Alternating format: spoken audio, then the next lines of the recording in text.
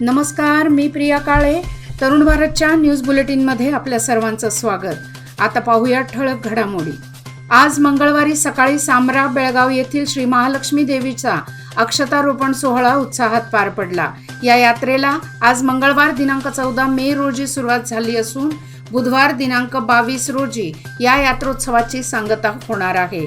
डोळ्यांचे पारणे फेडणारा हा सोहळा पाहण्यासाठी पंचक्रोशीतील हजारो भाविकांनी उपस्थिती दर्शवली. सूर्योदयाला पुरोहितांच्या हस्ते अक्षतारोपण झाल्यानंतर विविध धार्मिक विधी पार पडले. यानंतर सामरा गावातील हक्कदारांच्या हस्ते देवीची ओटी भरून देवीच्या दर्शनाला सुरुवात करण्यात आली. यावेळी हजारो भाविकांनी दर्शनाचा लाभ घेतला. बघता बघता लक्ष्मी गल्ली, मारुती गल्ली, कलमेश्वर गल्ली आदी परिसर भाविकांनी फुलून गेला होता. यात्रेमुळे सध्या गावामध्ये सर्वत्र आनंदाचे वातावरण आहे.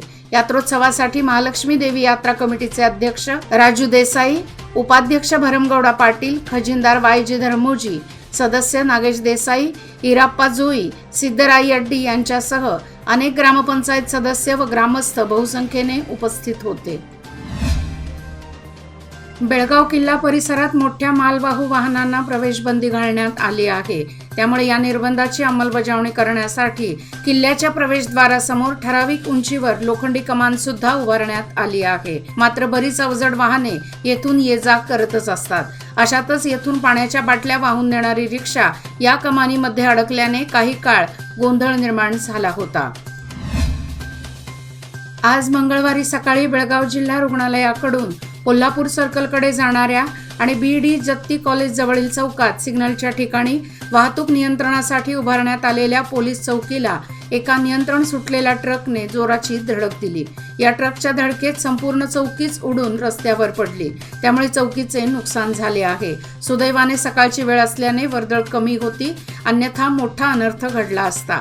त्यामुळे येथून जाणाऱ्या अवजड वाहनांवर नियंत्रण आणावे अशी मागणी येथील नागरिक करत आहेत.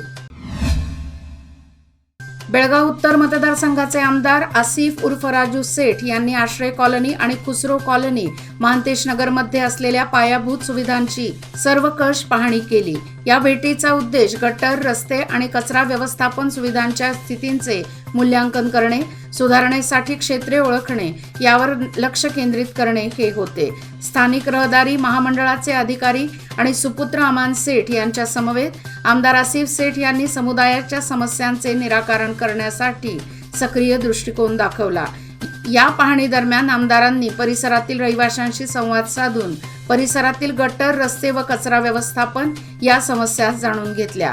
अलीकडे पडलेल्या वळिवाच्या पावसाने अनेक भागात पाणी तुंबल्याने पावसाळ्यापूर्वी येथील विकास कामे हाती घेतली जातील. तसेच महानगरपालिकेचे कर्मचारी शहर स्वच्छ ठेवण्यासाठी प्रयत्नशील असून प्रत्येक नागरिकाने जबाबदाऱ्या घेऊन रस्त्याच्या कडेला किंवा गटारीत कचरा टाकणे बंद करावे. महानगरपालिकेची वाहने आपल्या भागात येत नसतील किंवा कचरा उचलण्यास नकार देत असतील तर कृपया हेल्पलाईन क्रमांकावर तक्रार दाखल करावी अशा सूचना केल्या. सामरा येथील श्री महालक्ष्मी यात्रेनिमित्त श्री महालक्ष्मी देवीच्या रथोत्सवाला आज प्रारंभ झाला. तत्पूर्वी दुपारी 3 वाजता श्री महालक्ष्मी देवीची विधिवत पूजा करून गाऱ्हाणे घालण्यात आले. त्यानंतर देवीचा वन्नाट खेळ सुरू झाला. यावेळी भंडाऱ्यांची उधळण करत श्री महालक्ष्मी देवीचा जय जयकार करण्यात येत होता. सायंकाळी देवी रथावर विराजमान झाल्यानंतर रथोत्सवाला प्रारंभ करण्यात आला. चावडी गल्लीतील शिवानंद कुलकर्णी यांच्या घरापर्यंत हा रथ ओढल्यानंतर तिथेच तो आज एक रात्री वस्ती करता ठेवण्यात आला आहे.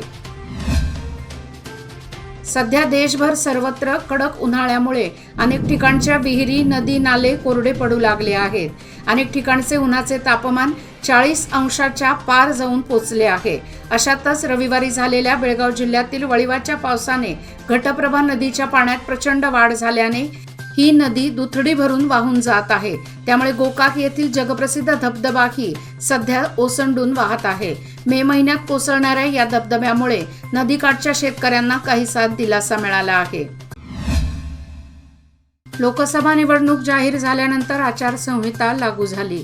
यामुळे महानगरपालिकेतील महापौर व उपमहापौर यांच्या कक्षाला कुलूप लावण्यात आले होते. त्यामुळे त्या ठिकाणी स्वच्छताही करण्यात आली नव्हती. मात्र मंगळवारी हे दोन्ही कक्ष उघडून त्या ठिकाणची स्वच्छता कर्मचाऱ्यांनी केली. आचारसंहिता लागू झाल्यानंतर महापौर व उपमहापौर यांच्या कक्षाला कुलूप लावण्यात आले होते. बेळगाव तालुक्यातील पश्चिम भागातील नागरिकांना शहरात येण्यासाठी बसने प्रवास करावा लागतो. अपुऱ्या बस सेवेमुळे तासनतास बसची वाट पाहावी लागते. बस आल्यानंतर ती बस थांब्यावर न थांबता पुढे निघून जाते. अशा घटना वारंवार घडत असतात. त्याच प्रकारे आज मंगळवारी धामणे गावावरून येणाऱ्या बसमध्ये जागा असून देखील बेनकनहळ्ळी गावातील बस थांब्यावर ती थांबली नाही.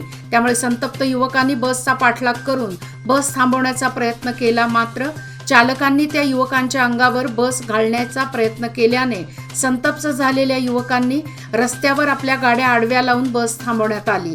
यामध्ये दुचाकीला काहीशी धडक बसून नुकसान झाले. त्यामुळे चालकाच्या विरोधात घोषणा देत जाब विचारून त्याला धारेवर धरण्यात आले. प्रसंगी काही वेळ तणावाचे वातावरण निर्माण झाले होते. चालकाने माफी मागून उद्यापासून नियमित बस थांबेल असे आश्वासन दिल्यानंतरच हे रस्ता रोको आंदोलन मागे घेण्यात आले. पतंजली समूहाच्या कथित भ्रामक जाहिराती प्रकरणी सर्वोच्च न्यायालयात मंगळवारी सुनावणी झाली. या सुनावणी दरम्यान योगगुरू बाबा रामदेव आणि त्यांचे सहकारी बालकृष्ण हे दोघे न्यायालयात उपस्थित होते.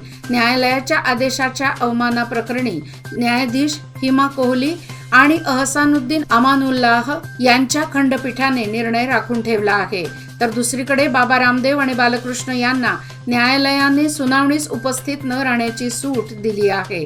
तसेच सर्वोच्च न्यायालयाने पतंजलीला प्रतिज्ञापत्र सादर करण्यासाठी मुदत दिली असून भ्रामक जाहिराती आणि परवाने रद्द करण्यात आलेली औषधे बाजारातून परत घेण्यासाठी कोणती पावले उचलली आहेत हे या प्रतिज्ञापत्रात नमूद करावे असे सांगण्यात आले आहे. आसाम पोलिसांनी मोठी कारवाई करत गुवाहाटी रेल्वे स्थानकावरून 2 दहशतवाद्यांना अटक केली आहे.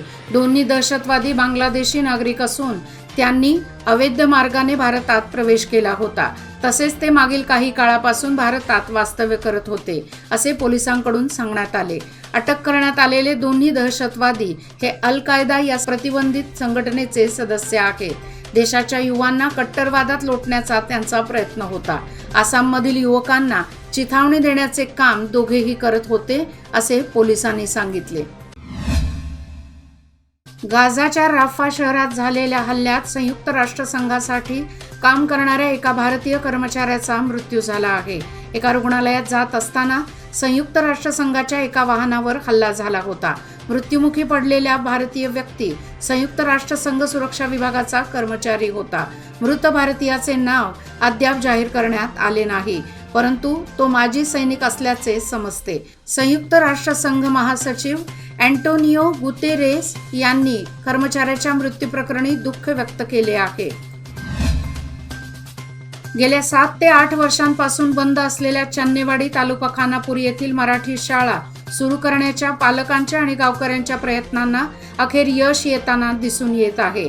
मंगळवारी गावकरी मंडळी आणि पालकांनी खानापूर गट शिक्षणाधिकारी राजश्री कुडची यांची भेट घेऊन शाळा सुरू करण्याबाबतच्या मागणीचे निवेदन सादर केले. शाळा तात्कालीन शिक्षकांच्या सोयीस्कर वागण्यामुळे कशी बंद पडली, त्यानंतर गावातील विद्यार्थ्यांची शाळेअभावी कशी गैरसोय झाली याची संपूर्ण माहिती राजश्री कुडची यांना देण्यात आली. गेल्या काही महिन्यांपूर्वी खानापूरचे आमदार विठ्ठल हलगेकर यांनीही शाळेला भेट देऊन शाळा सुरू करण्यासंदर्भात सूचना दिल्या होत्या.